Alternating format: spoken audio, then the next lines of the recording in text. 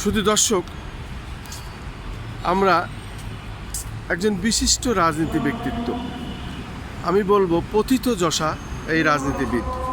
কারণ দীর্ঘ 17টি বছর আমরা আন্দোলন সংগ্রামে রাজপথে একসঙ্গে ছিলাম। প্রত্যেক আন্দোলন সংগ্রামে আমরা তাকে দেখেছি।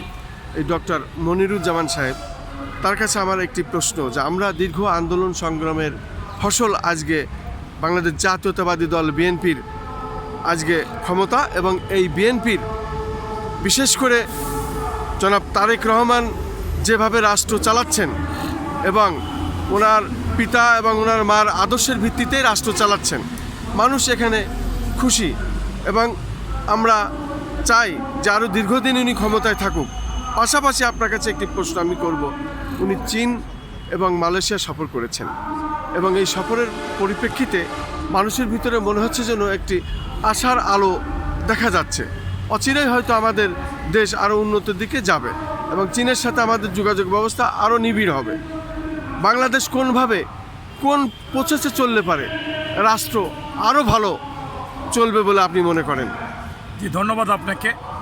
আপনারা জানেন যে বাংলাদেশে স্বাধীনতার পর থেকে রাষ্ট্র ক্ষমতায় যারা ছিলেন তার মধ্যে যারা দেশ বিদেশে সুনাম কুড়িয়েছেন এবং যাদের বিরুদ্ধে কোনো সমালোচনা নাই, আলোচনা বা মনে করেন সুনাম আছেন, তার মধ্যে অন্যতম হচ্ছে স্বাধীনতার ঘোষক সেক্টর কমান্ডার বীর উত্তম শহীদ প্রেসিডেন্ট জিয়াউর রহমান, পরবর্তীতে আপসীর নেত্রী গণতান্ত্রিক যিনি মাতা বেগম খালেদা জিয়া, তাদেরই সুযোগ্য সন্তান তারেক রহমান আজকে রাষ্ট্র ক্ষমতায়।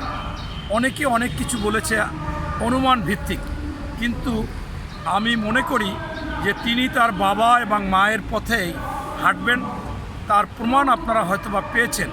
বেগম খালেদা জিয়া বারবার বলতেন বক্তৃতায় যে বিদেশে আমাদের বন্ধু আছে, প্রভু নাই, আমরা কারো দাস না বা গোলাম না। ঠিক জিয়াউর রহমানও যখন রাষ্ট্র ক্ষমতায় ছিলেন তিনি সার্ক গঠন করেছিলেন যাতে বড় বড় কোনো রাষ্ট্র আমাদের উপরে, ছোট রাষ্ট্রের উপরে ছড়ি ঘুরাতে না পারে। সেই জন্য কিন্তু সার্ক গঠন করে সকলের অধিকার আদায়ের জন্য একটা সোচ্চার প্ল্যাটফর্ম করেছিলেন। সেইখানে যদিও সেই বিদেশিদের গোলাম কিছুদিন আমাদের দেশের স্বার্থ বিনষ্ট করেছিলেন, এখন আজকে আপনারা দেখেছেন যে যা বলুক সকলের মুখেই একটা চুনকালির মতো পড়েছেন যে তিনি অমুক দেশকে মুসলেকা দিয়ে এসেছেন, এইটা দিয়ে এসেছেন, ওইটা দিয়ে এসেছেন। বাংলাদেশের মানুষ আপনার একজন রাষ্ট্রপ্রধান জিয়াউর রহমানও কথা কম বলতেন, কাজ করতেন বেশি। খালেদা জিয়াও কথা কম বলতেন, কাজ করতেন বেশি।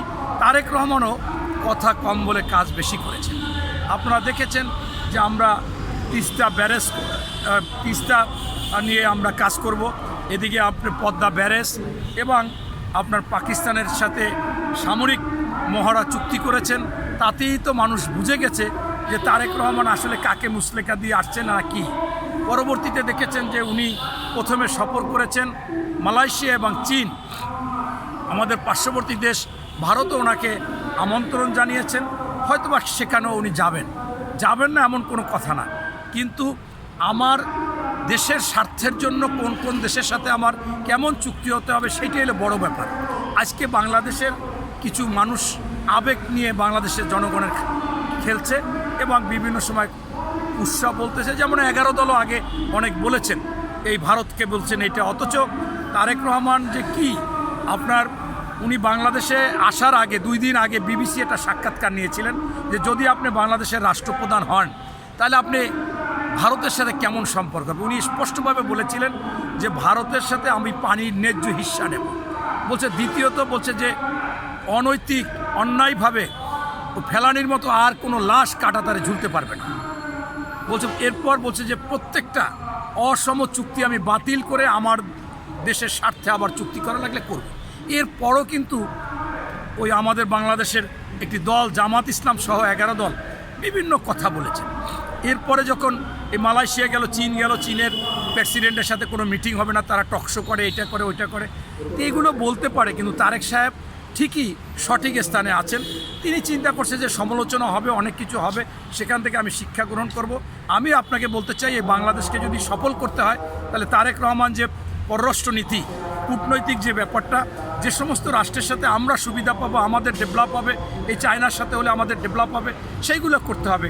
এখন ভারতের সাথেও আমরা থাকবো, আমাদের পার্শ্ববর্তী দেশ, কিন্তু আমাদের স্বার্থবিরোধী কাজ যদি ভারত আমাদের যদি ইয়াবা দেয়, মদ দেয়, মাদক দেয়, ফেন্সিডিলিন দেয়, হিরোইন দেয়, গাঁজা দেয়, তো এইটা তো কোনো আমার দেশের ক্ষতি করতেছে পরিকল্পিতভাবে। এমনকি অবৈধভাবে বাংলাদেশে এসে তারা টাকা পয়সা ইনকাম করে নিয়ে যাবে, আর আমরা আমাদের ছেলেরা বেকার, তারা বিদেশে যাওয়ার জন্য ওই নদীতে ডুবে মারা যাবে সেই সমুদ্রতে।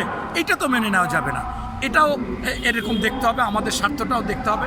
আমাদের দেশকে কোনোভাবে কলোনি করা যাবে না। আমরা বন্ধুত্ব চাই, আপনি আমি সমান, আপনিও একটা রাষ্ট্র, আমিও একটা রাষ্ট্র, সেইটা স্পষ্টভাবে ভারতও বুঝে গেছে।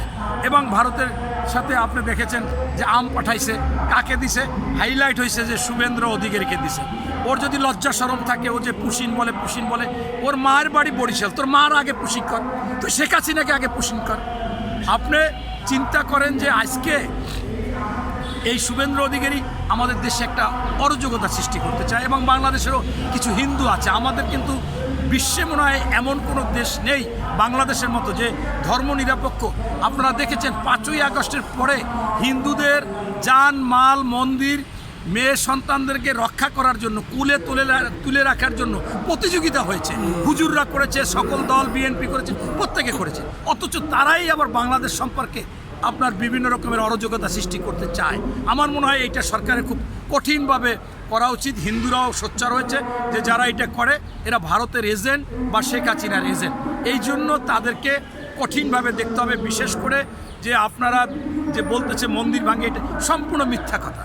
এবং যেখানে ভারতে মুসলমানদের উপর কি পরিমাণ অন্যায়, মসজিদ ভেঙে ফেলতেছে, মন্দির করতেছে, নামাজ পড়তে দেয় না, ঢাকঢোল পিটায়, গরু জবাই দিতে দেয় না, নির্বাচনের পর মুসলমানদের বাড়িঘর তছনছ করে ফেলেছে, মা বোনদের তুলে নিয়ে ইজ্জত লুণ্ঠন করেছে, ব্যবসায়ীদের ব্যবসা বন্ধ করে দিয়েছে। সেই জন্যই হিন্দুদের কোনো কথা নাই, এরা হচ্ছে এই দেশের শত্রু। এরা আবার একটা আলাদা একটা বলে প্রদেশ, এদেরকে আইনের আওতায় আনতে হবে, নতুবা কিন্তু এরকম মাঝে মাঝে এরকম বলতে থাকবে। আমাদের দেশ আমাদের মতো চলবে, আমাদের নিয়ম নীতিতে চলবে। তাই এইটা পাশাপাশি আপনারা দেখেছেন তারেক রহমান একটি বাজেট ঘোষণা করেছে। সেই বাজেট কৃষি বান্ধব, শিক্ষা বান্ধব, স্বাস্থ্য বান্ধব, এবং সবচেয়ে বড় ব্যাপার জুলাই সেন্সিটিভ, সেই জুলাই বান্ধব। জুলাইতে শহীদ পরিবারদেরকে আজীবন সম্মানী দিবে, এবং যারা আহত আছে প্রায় 15,000 তাদেরকে আপনার ভাতা দিবে, যেটা খালেদা জিয়া করেছিল মুক্তিযোদ্ধাদের, আরও অনেকের বিধবা ভাতা, যেগুলো এখন তারেক রহমান সেটা করতেছে। আপনার জানেন যে এই যে বাজেট সম্পর্কে ওই 11 দল অনেক কিছু বললেও এই বাজেটটা কিন্তু সরাসরি মানুষ মানে জনগণ আমরা পাবো 74.53%। কেন? এইটা মনে করেন এই যে মুক্তিযোদ্ধা ভাতা, ফ্যামিলি কার্ড, কৃষি ভাতা, এই জুলাই ভাতা, এরকম সরাসরি স্বাস্থ্য খাতে আপনারা জানেন যে রিংয়ের দাম কমিয়ে দিয়েছে, আপনার চোখের লেন্সের দাম, এটা তো ভর্তুকি জনগণ সুবিধাটা পাবে, এখানে কোনো কারচুপির কোনো সুযোগ নাই। আর যে বাকিটা ঘাটতি বাজেট, আমি এটাকে ঘাটতি বাজেট বলি না, এটা আমি বলি যে তারেক রহমানের ঘুম 2-3 ঘন্টার জন্য হারাম হয়ে গেছে। চিন্তাশীল বাজেট, এই চিন্তাশীল বাজেট উনি চিন্তা করে করে ঘাটতি পূরণ করবে। সেইটা আমি ওনাকে বলবো যে আপনি আজকে সবচাইতে দুর্নীতি হয় ট্যাক্স ফাঁকি দেওয়ার ক্ষেত্রে। ওই যে এনবিআর এর চেয়ারম্যান, ওরা হাজার হাজার কোটি টাকার সম্পদ গড়ে ফেলে। কেন? ওরা করে কি, আমি ট্যাক্স হয় 1 লাখ, বলে যে আপনি 50,000 টাকা ট্যাক্স দেন, 50,000 আমার ঘুষ দেন। এই ঘুষটা না দিয়ে ওই ট্যাক্সটা আপনি সহজ সরল করে দেন, আপনার ট্যাক্স খাতে টাকা আসবে, এই ঘাটতি পূরণ হবে। আপনি বিদেশি বিনিয়োগের কথা বলেছেন, বিনিয়োগ আসলে ঘাটতি পূরণ হবে। এবং এরকম বিভিন্ন ক্ষেত্র, যেমন ইজি বাইক আপনি মেইন রোডে না চালাইয়া, ওরা বলতেছে আমরা ট্যাক্স দিতে চাই বছরে, আপনি শহরে 5,000 টাকা, অন্য জায়গায় 3,000 টাকা, জেলায় উপজেলায় 2,000 টাকা করেন, সেখান থেকে দেখবেন যে বিরাট একটা অঙ্ক আপনার আসছে। সারা বাংলাদেশে তারা স্বেচ্ছায় দিতে চায়, তাদের বৈধতা দেন এবং বলেন তোমরা মেইন রোডে উঠতে পারবে না, তোমাদের এতটুকু জায়গা। কিন্তু এইটা না করায় এক শ্রেণীর পুলিশ দুর্নীতিবাজ, এরা করে কি, ওদের ব্যাটারি খুলে নিয়ে টাকা নেয় 20,000 30,000। যদি বছরে 3 বার ধরা খায়, 3 বারে 3 কোটি 60,000, তো 5,000 2,000 3,000 দিলে তো তারা অখুশি না। সবশেষে আমি আরেকটা প্রশ্ন করতে চাই। ধরেন আমাদের দেশে এখন বিরোধী দল জামাতে ইসলাম। জামাতে ইসলাম আসলে আমরা যুদ্ধ অপরাধী বলি, তবে তারা আওয়ামী লীগের সাথেও সরকারে ছিল, আবার বিএনপির সাথেও সরকারে ছিল, এখন আবার তারা বিরোধী দল। অতএব তারা বিভিন্ন সময় ফয়দা লুটেছে। এই সময় জামাতের কর্মকাণ্ডকে আপনি কি ভাবছেন? শুনেন, আমি কয়েকদিন পর্যন্ত জামাতের বড় বড় নেতৃবৃন্দ, এমপি, আরও অনেকে, আমরা তো জামাতের সাথে ছিলাম, তারা তো আমাদের সাথে দীর্ঘদিন ছিল, বলেছে আপনি যেভাবে কথা বলেন। তা আমি বলছি ঠিক আছে, এখন আর আপনাদের বিরুদ্ধে বলবো না, কিন্তু আপনাদের কাছে আমার অনুরোধ, কালকে আমি একটা পোস্ট করেছি যে যারা যারা আমাকে ফোনে সরাসরি মেসেজে বলেছেন আমি আপনাদের কথা রাখতেছি, কিন্তু আপনাদের দলের মধ্যে এত মিথ্যাচার করে, এত গুজব করে এবং এত অনিয়মতান্ত্রিক কথা বলে, যা সংসদেও ভাবমূর্তি নষ্ট করেছে। যেমন উদাহরণ, একজন এমপি, আপনার একজন নীলফামারীর এমপি, সে আব্দুল মুত্তাকিব, সে বললো যে তার বাবা শহীদ হয়েছে, দাদা শহীদ হয়েছে, মা মুক্তিযুদ্ধের সংগঠক। তাহলে উনি জন্ম হয়েছে 81 সালে, আর শহীদ হয়েছে 71 সালে। তা কীভাবে উনি জন্ম হয় 10 বছর পর? এখন ওই যে নাটিকা করছে ওনাদেরকে নিয়ে, বলে ভাবি কেমন আছে, এটা ভালো। তা বলছে যে ভাই কই, ভাই তো 10 বছর আগে মারা গেছে। বলে আল্লাহ, আপনার ছেলে মেয়ে কয় 2টা আছে, বয়স কত? কয় একটা 3 বছর আর একটা 1 বছর। কয় এগুলো কীভাবে হইলো? কয় আমি আছি না, তোমার ভাই মারা গেছে, এতে কি? এখন এই যে তাদেরকে ছোট করে, এরপরও তাদের যদি লজ্জা না হয়, এখন মনে করেন তারা যে কথাবার্তাগুলো বলে, গুজব কথা বলে, এই তারেক রহমানের সাথে প্রেসিডেন্টের হবে না, এরাই বলছে। তাই আমি বলছি এইগুলোও বাদ দিতে হবে। হ্যাঁ, মিথ্যে কথা বলা যাবে না, আপনারা ইসলাম চ্যালেঞ্জ করা যাবে না, আপনারা যে চ্যালেঞ্জ করেন। তাই আমি মনে করি জামাত আসলে সবসময় তারা তাদের যে স্বাধীনতা ভুল ছিল, 47 ভুল ছিল, এইগুলো প্রতিষ্ঠিত করার জন্য তারা করে কি, অন্য অন্য দলের সাথে সুকৌশলে বা অপকৌশলে মিলে টিলে তারা ওইটাকে আস্তে আস্তে করে প্রতিষ্ঠিত করতে চায়। কিন্তু এটা বাংলাদেশে সম্ভব না এই জন্য যে এইটা ছোটোখাটো বিষয় না। স্বাধীনতার মাধ্যমে দেশের নাম পরিবর্তন হয়ে গেছে, বাংলাদেশ মানচিত্র হয়েছে, ভূখণ্ড হয়েছে। সেইটাকে যতই যা বলুক, আমি যদি বাংলাদেশ বলি তাহলে আমাকে স্বাধীনতা কখনো অস্বীকার করা যাবে না। এই জন্য আমি বলেছি যে এই 11 দল বা তারা এই স্বাধীনতাকে মুছে ফেলতে চায়। এখন এইটা পারবে না। তারপরেও আমি ধন্যবাদ জানাই যে সেদিন অনেক কিছু বলার পরেও তারা বিভিন্ন অপপ্রচার করার, গুজব ছড়াবার পরেও সংসদে তারেক রহমান সাহেব ঢোকার আগে, যখন তার মা বাবার কবর জিয়ারত করতেছিল, তখন সংসদে দাঁড়িয়ে জামাতের আমির মহোদয় তিনি বলেছেন, বিরোধী দলীয় নেতা, যে আমি একটা সংসদে বিল প্রস্তাব করতে চাই এবং সেটা আপনারা পাশ করবেন। সেটা হচ্ছে তারেক রহমান প্রধানমন্ত্রী মালয়েশিয়া এবং চীন গিয়ে বাংলাদেশকে মাথা উঁচু করেছে এবং উঁচু হয়ে ফিরে এসেছে, আমাদের স্বার্থ রক্ষা করেছে, আমাদের দেশ ডেভেলপ হবে। আমি এই জন্য তাকে অভিনন্দন এবং ধন্যবাদ জানাইতে চাই, এই বিলটা পাশ করতে চাই এবং আমি তার পাশে সবসময় থাকতে চাই। এখন যদি আবার পরবর্তীতে এইখানে স্থির না থাকে, যদি আবার অস্থির হয়ে যায়, তাইলে তো সমস্যা না। আমি মনে করি জামাতের আমির মহোদয় বা অনেকে আবার বুঝে মাঝে আবার বাজে অন্যরা কিছু বলার জন্য সমস্যা হয়েছে। ধন্যবাদ। শুধু দর্শক, মূলত আমরা 17টি বছর আন্দোলন সংগ্রামে একই সঙ্গে রাজপথে ছিলাম। আমি ঝিনাইদহ জেলা বিএনপির প্রচার সম্পাদক ছিলাম এবং আমার যে ভাইটিকে হত্যা করা হয়েছে সে ছিল সাংগঠনিক সম্পাদক খন্দকার রবিউজ্জামান শিপার, বীর মুক্তিযোদ্ধা। আমার পিতা ও ভাইকে হত্যা করা হয়েছে, সে বিচারও আমরা আজও পাইনি।